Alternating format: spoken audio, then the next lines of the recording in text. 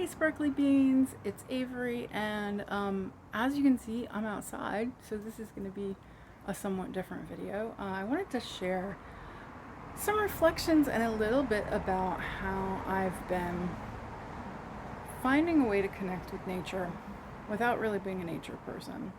Um, I, by the way, have been fairly heavily inspired by a few different sources, but most recently, um, the Mirrors in the Earth book by Asia Suler.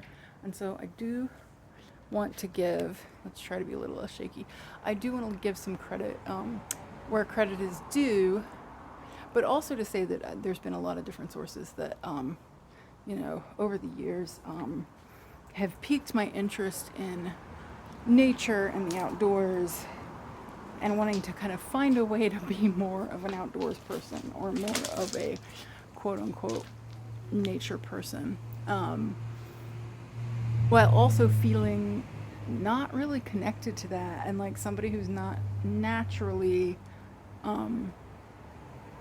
maybe inclined towards spending time outside. Let's actually take a little sit down and maybe I can hold this a little less shakily.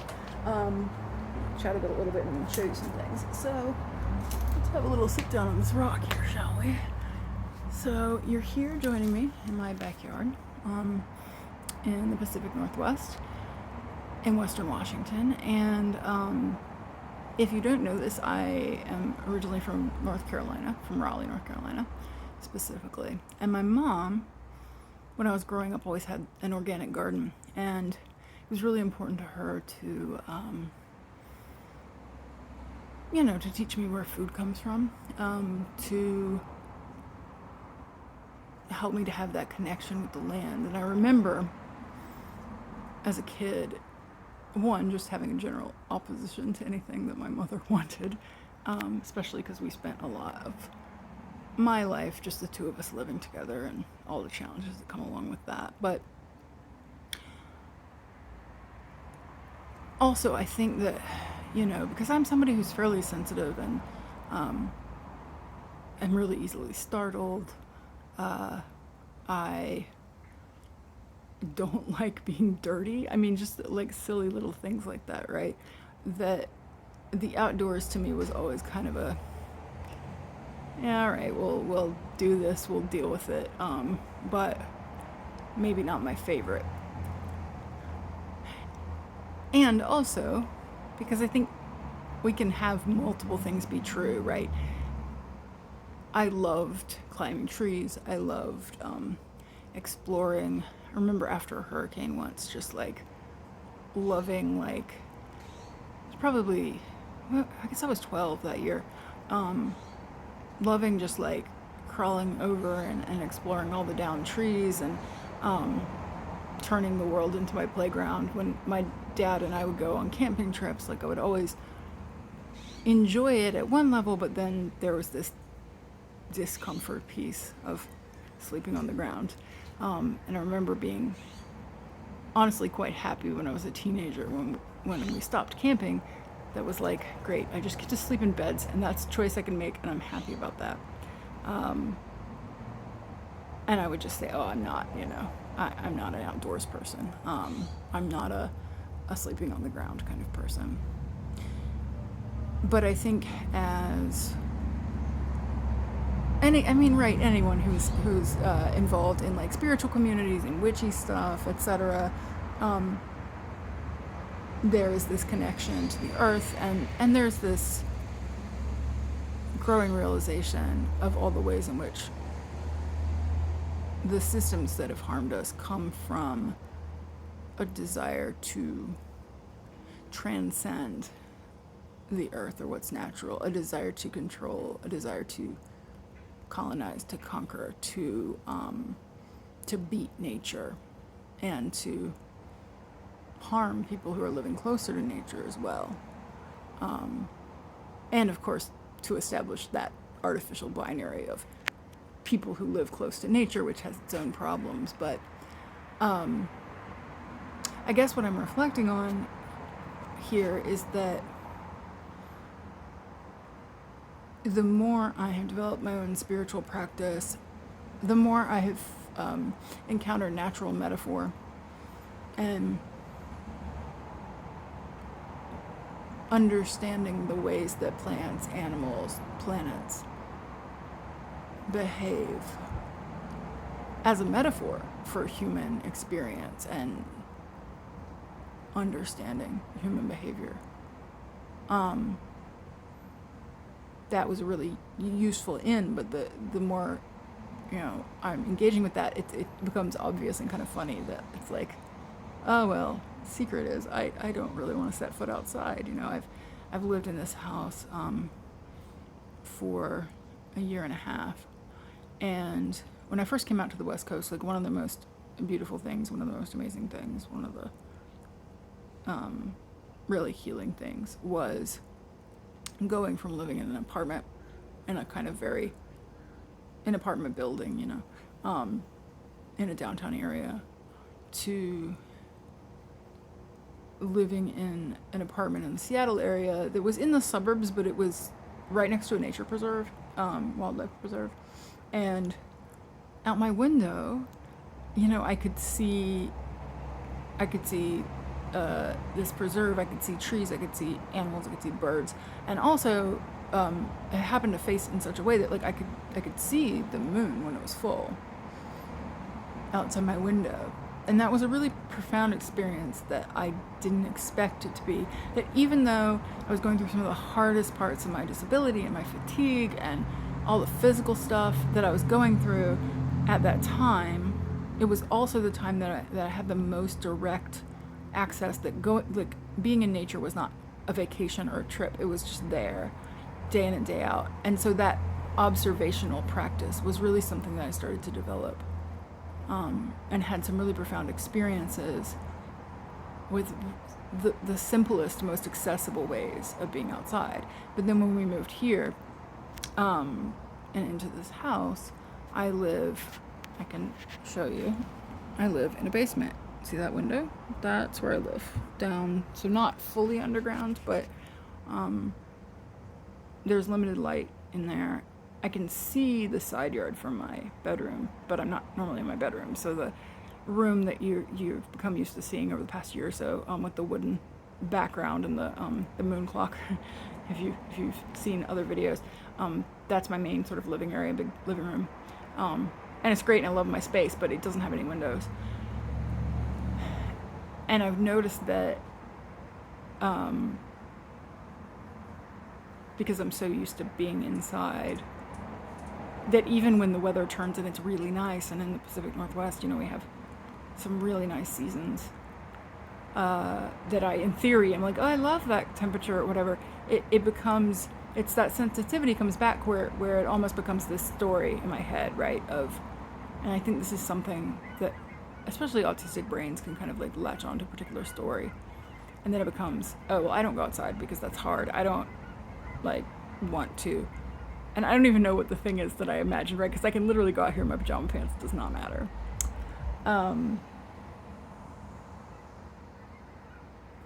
But it had become this story of the disruption, of like, I'm working really hard and I'm doing, I've got all this stuff to do, and like, I don't really, not even I don't have time to go outside, because clearly that's like one of those capitalist misnomer kind of like, oh, you don't have 10 minutes to go outside, but just, I was like, what even is, like, what's the reason, what's pulling me out here? But recently,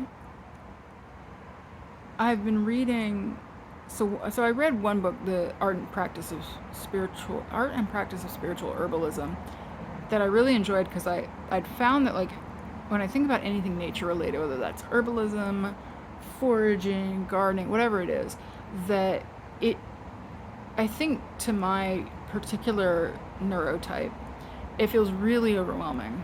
And there's all these things. If I imagine growing up, the garden that my mom had in the backyard, it was huge. I mean, not huge by maybe actual huge standards. It wasn't actually that big, but like, there were many things growing there. And I saw how much work that took and how that becomes like your whole life, and it's really like your only hobby. And when we moved here and actually and my partners own the house.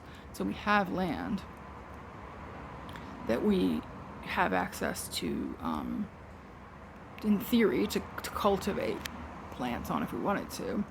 I think initially it was like, oh, I could like have a little herb garden, or I could do this. But then it became, oh, it's a task, and I have to do it, and I have to be consistent, and oh, how much would it cost to like buy gardening things? And it was something I didn't know anything about, and it got really big in my head. And so I really do credit that book by Karen M. Rose, Art and Practice of Spiritual Herbalism, as kind of a first foray or a reminder in how accessible that kind of thing can be. When I I don't identify as a witch, but when I was kind of learning about witchcraft and learning about different types of witches, I was like, if I am a witch, I would probably be a kitchen witch. The thing that appealed to me most was herbalism, was knowing plant medicine, and was knowing like how to like cook with things from the earth, and like how to meld that into a spiritual practice. And so reading that book gave me some kind of ways to organize my thinking. And also, I didn't do anything with it afterwards. I didn't really plan to, but, I got to the end of it. I was like, this is really cool, and maybe at some point, but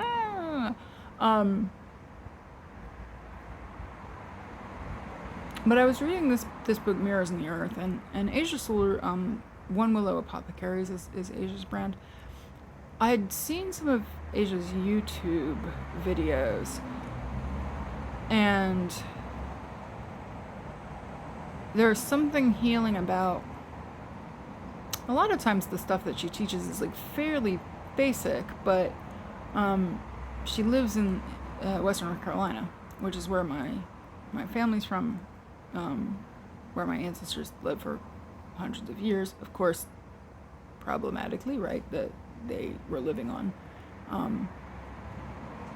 unceded, stolen land that in some cases I have to assume, although I can't find specific records, but I have to assume that they were personally involved in the murder and genocide of the people there.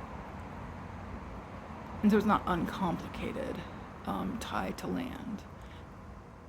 And yet there's still a tie to land there, and there's still very much for me like a spiritual and a sacred tie to those mountains when I'm there. Like there is something I feel. And so watching these videos that were set there, I could feel really healing at times.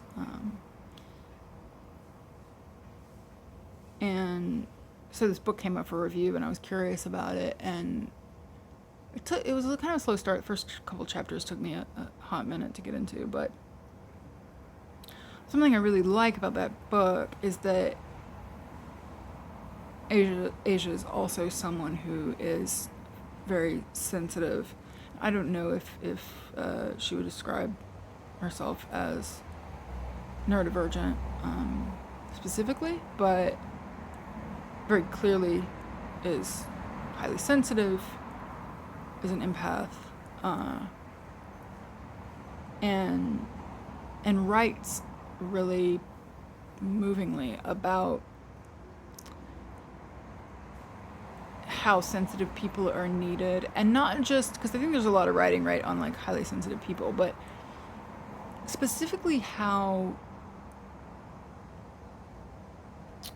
I think her writing connected with me as someone who's like had a lot of struggles as a neurodivergent person with like wanting to be mature and wanting to be seen as mature, and then feeling like I was like immature, uncool, or not whatever.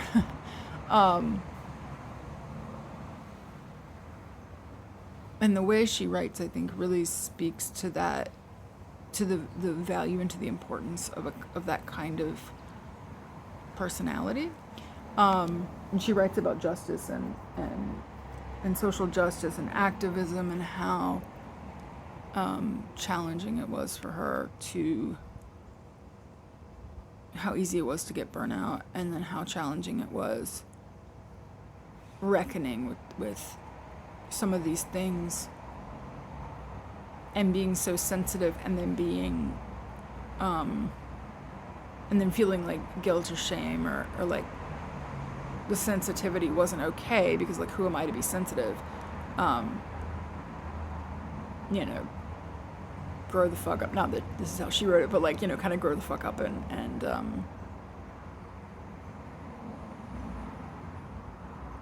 and be able to do something about it, because horrific things are happening. And the way she describes what she's come around to very much resonates with my own journey of, you know, I would use terms like healing justice, emergent strategy. I don't know what terms she would use, or I can't remember them because I'll read a book and 5 seconds later I'll forget. But whether or not she uses those words, I think there's some resonance there of like, she writes a lot about plants and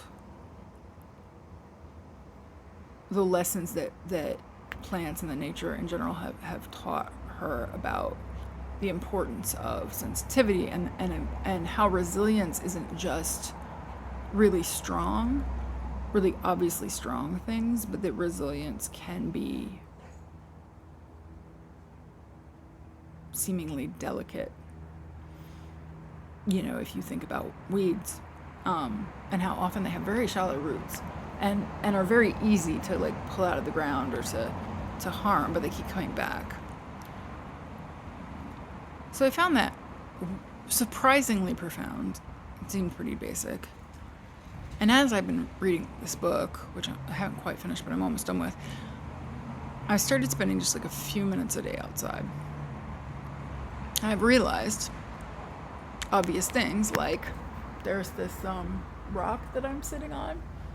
This is 6 feet away, 9 feet away. we all know what 6 feet is now, right? We can eyeball that. Maybe 9 to 12 feet away from my back door. It's got shade. Apparently this kind of tree is fairly obnoxious because you have to cut it back a lot, but I'm very appreciative of this tree for its shade. When it's warm, I can still sit here. It's a nice little sitting rock. And so I can have that experience of connecting with earth, with the earth element, as it were. And just a simple, like, observing what's around me. And so I started by just coming out here and wanting to observe, and see what I could see. And I just had these really lovely little moments, maybe some of which I'll write about at some point on my blog, but little moments of the kinds of lessons that I keep reading about in books, of how you can observe the way different plants behave.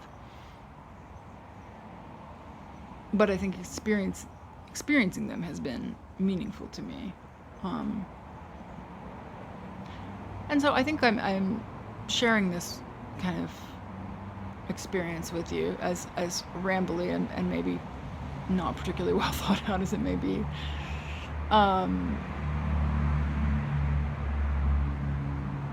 Not to encourage you necessarily to go outside, or to tell you should go outside or anything like that, because I always found those messages to be completely unhelpful. But to say that if you have a story of yourself as somebody who struggles to go outside, that two things can be true, that it can both be totally true that it's fine to connect with nature from inside your apartment, through metaphor, through looking out the window, through, you know, whatever it is, that's what I've been doing for a while. Totally okay. And also there's something, it can be simpler than it seems, and there's something really nice about literally just breathing fresh air and sitting on a rock and looking around to see what plants are here. And I think this is what having that apartment in the Seattle area kind of taught me, was that if you're looking at the same landscape and the same things just day by day, that it's as simple as noticing, like, oh, I now have a sense of the growing season of different things. I now have a sense of what happens when. And I still honestly have no real interest in gardening or like cultivating. I don't have any problem with it, but I don't know that I've sort of taught myself that I am able to go outside every day, and I probably could garden if I really wanted to. But I'm much more interested in learning about what's already growing.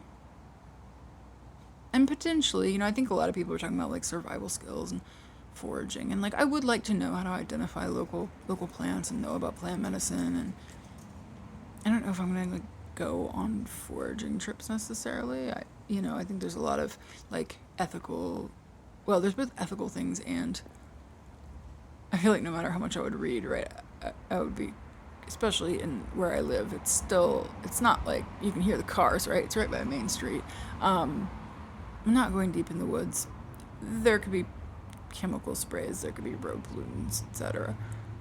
Although also, I don't know, I'm not thoroughly convinced that as much as anything you read about foraging will be like, don't do this, don't do that. I'm like, yeah, maybe ideally don't, but also like we live in this imperfect world, right? There's probably no perfectly pristine plants because we've been harming this planet for so long. And maybe, not to be fatalistic about it, I don't want to say like, oh, we deserve to this, but like there's something odd to me about looking for the most pristine, unharmed, perfect plants, and then having no problem with the fact that we're the ones who made the rest of the environment inaccessible. And like there's something really there about accessibility, I think, of like who can access quote unquote pristine, or who can access like deep forests. And do you have a car? Do you have the physical ability to do that?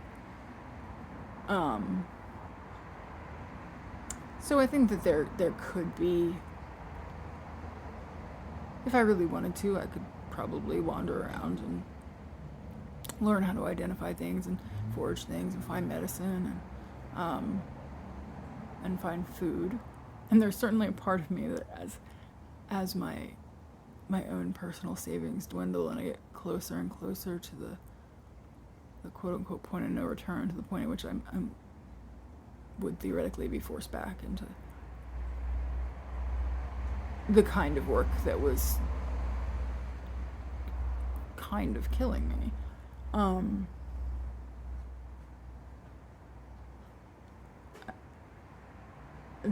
There's an advantage, obviously, in knowing how to not have to get all my food at the grocery store and all my medicine at the pharmacy. And there's probably advantages, too, to knowing these survival skills. But I think when we get like really extreme about it, too, there can be problems, right? Like when we get really extreme about, it's all about survivalism, and it's this, that, and the other, and it's all about the apocalypse, then we maybe don't focus as much on the small ways that we can be present now and grow towards possibility. If we just write it off as we're all fucked, then maybe it becomes a self-fulfilling prophecy. And so what would it look like in terms of Adrienne Mary Brown, in terms of emergent strategy? Like, what would it look like to live as if there's going to be a tomorrow? And so that's a lot of what I'm doing, like in my own work, right, is trusting and continuing to live as if there's going to be a tomorrow. Even if things haven't worked out exactly as I planned, continuing to believe that I'm going to get there, that I'm going to be able to meet my basic needs through doing this work that really fills me up. But then also, I think, being less extreme about feeling like there's two options. Again, autistic brain, right? It's challenging. Ironically enough, as a non-binary person, I have a very binary way of thinking, and I'm always able to kind of tug myself out of that and remember that it's not just doing this work full time or quote unquote undoing all the lessons I've learned, because I think I've learned a lot about resilience, that even if I did have to go back to a really problematic, I don't even say problematic, that's not the right term, but like if I had to go back to a way of being that's really not aligned with my neurodivergence, I think I would be more resilient and more able to do so. And because I've learned to do things like be outside, I would know how to spend my time out here. I would know how to resource myself in nature. I probably wouldn't be able to share anything, and that would suck. Like, I want to be able to do stuff like this. I want to be able to provide things for other people and to make connections. And I think probably if my time were taken up by a job, I would have to kind of step away, and that I would hate that, because I would do this work gladly for free. Like, I don't give a shit about money, but it's unfortunately I do have to pay money for food. But I hope this kind of disconnected ramble has some clear themes, and that there is like a middle way, and there are options. And I think that is something that I'm learning to constantly question my knee-jerk defeatist reaction, even when we are living in incredibly challenging times. So I want to show you some things. Oh shit, I can't even flip the camera, so I'm going to have to do this a little awkwardly, but I'm going to show you some things. So for example, I'm sitting here. Check out this plant friend. Look at these little yellow flowers. So just the amazingness of, can you see that? Yeah, the amazingness of that is growing from a crack in the concrete. And there's so much on this patio that just like weeds that spring up. You can kind of see, like, I don't know what half these things are. I'm gonna have to learn about them, but there's so much green that springs up when no one did anything about it. There's been no attempt whatsoever to cultivate or encourage anything in this area. And yet, life finds a way, right? I, by the way, am obsessed with moss, and moss. So I love how in the Pacific Northwest you just get moss. Moss just occurs. So that's great. My artistic eye loves things like, let's see if you can see this friend here. I don't know what this is, but I want to try to figure it out. These little curly bits just make me happy aesthetically. I've learned about, so here's an example of, you don't have to know everything to try things, right? Like, so this has really been, this side yard here, I know it doesn't look like much, but this has been a really interesting experiment for me, and just literally an experimentation and just trying things.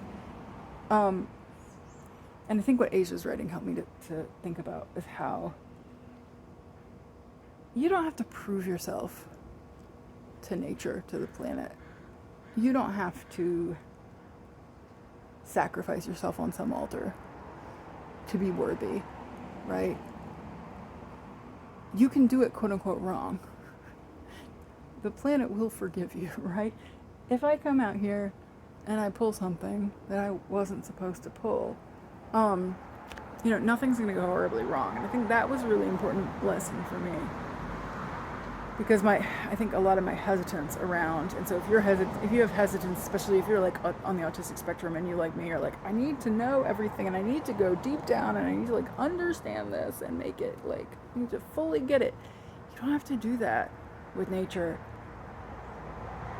Sure, maybe if you want to cultivate something specific in a garden, and I think that's why I haven't been so drawn to cultivation, but weeds are some tenacious motherfuckers, right? And so you don't have to worry that if you pull the wrong thing, it won't come back. Oh, it'll come back. Probably much to the chagrin of people who don't want it to, but it'll come back. So I have no idea. Like, does the ground eat things? I don't know. So I've just been throwing weeds as I pull them on a pile. I have no idea what is going to happen to that. I don't know if it's just going to magically eat it. I don't know how decomposition works. We're going to find out. We're going to watch. We're going to see. Maybe we'll Google it, and maybe we won't Google it, and we'll just see what happens. And that's kind of fun. So, I've just been like observing what happens. I've been pulling, I started out very like tender, sensitive person of like talking to each plant and being like, do you want to go now? Do you want to go? And I would kind of like tug at it. And if it tugged easily, I would pull it. And if it didn't, I wouldn't. And then over the past week or two, I've been kind of noticing like there are things that are obviously dead. So we're going to tug them. And I learned enough to know the main like really big weeds in this side yard are something called prickly lettuce, and they're annuals. And so, which means that like if I tug them up, they weren't going to regrow from the same roots anyway. And so maybe that's obvious to most people, but I couldn't remember from science class what the difference was. So you can Google really easy shit, really basic shit. It's okay not to know. It's okay not to know things. But I learned that, so you can kind of see on this pile, sorry, there's not any living to show you, or any like growing tall to show you, because they've just finished. But these tall ones, like real tall ones, so these are called prickly lettuce, and they are one of many wild lettuce varieties. And this was the first plant that I came out here, and I had been kind of tugging at it, and I was like, I don't know if I'm gonna like do something bad by pulling it up, so maybe I should look this up. And I looked it up, and sure enough, it's fine. But also, I observed really fun things. Like, this thing grows to be like taller, slightly taller than me. And I came out here one day, and there was a spider, and I love spiders, and I've been like getting to know spiders. There was a spider that had their web going across from one prickly lettuce plant to the fence. And I was like, oh, okay, so you've got a habitat. So what I've been doing is I've stopped being quite so precious of like just the plant, but you know, I'll come say hi to the plants before I pull at them, and then if I notice that like an insect or something seems to be like happy where it is chilling, then I maybe won't pull the plant that day, and that's okay. And probably it wouldn't matter if I did, but you know, that's how I'm handling it anyway. So yeah, there's not much to see over here because the past few days, honestly, I just needed to get some emotions out, and I just started fucking tugging. And sometimes it's nice to just, you know, use your body to pull things up. So we're back to a basic kind of situation of whatever this is. So you can kind of see there's a lot of these like flat leaf thingies. A lot of these are like the base of wild lettuce. Some of them are dandelions, the base of dandelions. They have a very similar signature. Or like here, you can actually see there's a dandelion. Oop, an actual dandelion. Well, I can't tell whether you can see it or not because I can't see what you're seeing. But all these little flat things. And so that is my bedroom window. And so that is what I see. And so I've been observing these things a little bit from my bedroom, but I'm not usually in there during the day. Like, I find myself curious about things like, I don't know if you can see it, but there's some of the,